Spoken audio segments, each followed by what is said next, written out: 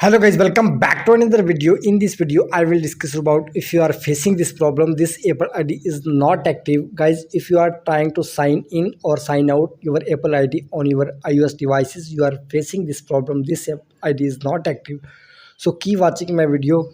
So first solution is restart your iOS device. By restarting your iOS device, 110% your problem will be solved. After this, now tap on setting, tap on Apple ID and tap on password and security. You can see, tap on it and simply change the password from here.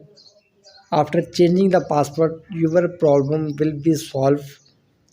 If this method not work, now applying a next method, close this window and open setting application appears on screen.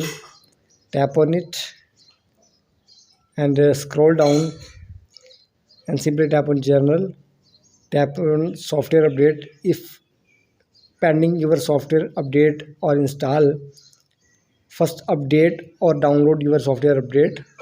Now close this window and see the next solution. Tap on Apple ID, scroll down and tap on sign out and sign in again. I hope your problem will be solved after this method. Please like my video, subscribe to my channel for the latest more updates.